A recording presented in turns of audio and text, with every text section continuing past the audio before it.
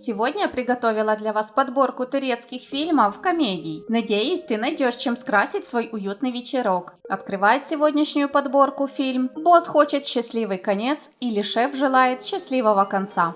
В ролях Талга Чевик, Эзги Мала, Мурат Башоглу, Эркан Кан, Эрсин Каркут. Продюсер Исфендияр дает задание своему подчиненному Синану написать сценарий романтического фильма. В поисках вдохновения Синан отправляется в живописную Каппадокию. Там он останавливается в отеле и вскоре находит новых друзей: таксиста Лакмана, который объявляет себя личным шофером Синана, и Арифа, местного фермера и конезаводчика. Со временем выясняется, что здесь же отдыхает известный актер Фарук, прославившийся ролями в мыльных операх, который прежде был другом Синану. Синан влюбляется в прекрасную Эйлиль, дочь хозяина гостиницы, в которой он остановился. Все эти люди становятся персонажами сценария, который пишет Синан. Вскоре выясняется, что его босс хочет счастливый конец для фильма, в то время как сам Синан намерен завершить свою историю иначе. Фильм «Чудо».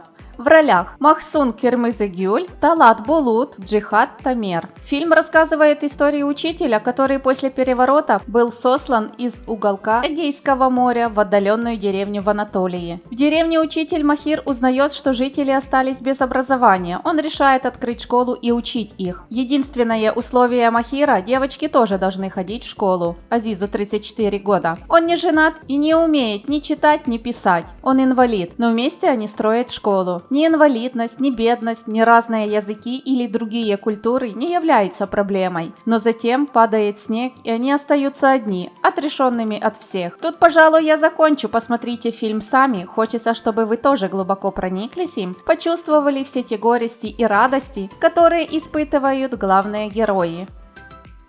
Не рассказывай мне сказки. В ролях Фатих Артман, Ханде Дакандемир, Чаглар Эртугрол. Рыза работает водителем автобуса. Он парень очень скромный, благородный, добрый, любимчик всего района. Но еще и очень стеснительный, наивный, не пользующийся успехом у девушек. Все меняется в тот день, когда он знакомится с красавицей Айпери. Сказочный герой, который делает прекрасным все, к чему прикасается. Его восторженность Айпери и веселые приключения с друзьями заставят в конце истории поверить в сказки.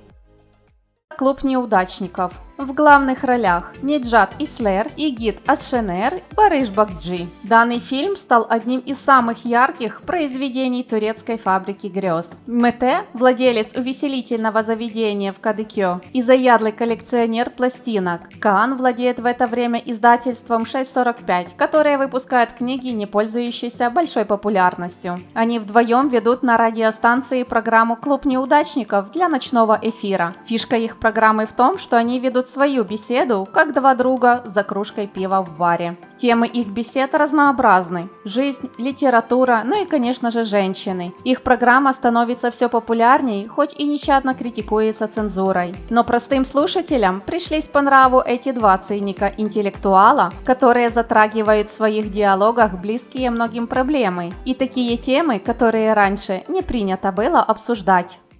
Незабываемый Джелаль и Джерен. Джерен и Джелаль на протяжении многих лет находятся рядом друг с другом. Джерен работает в мебельном магазине вместе с Джелалем, который работает в этом магазине своего отца электриком. Джерен, которая очень злится на то, что Джелаль не делает ей предложение руки и сердца, не разрешает пойти ему на мальчишник его друга. Только Джелаль, втайне от своей возлюбленной, идет на мальчишник. Ему не удается утаить это, так как фотографии с вечеринки были выложены в интернет. Джелаль начал понимать, что для него, кроме Джерен, нет никого лучше. Это был последний фильм сегодняшней подборки. Я надолго с вами не прощаюсь. До скорой встречи с новым видео.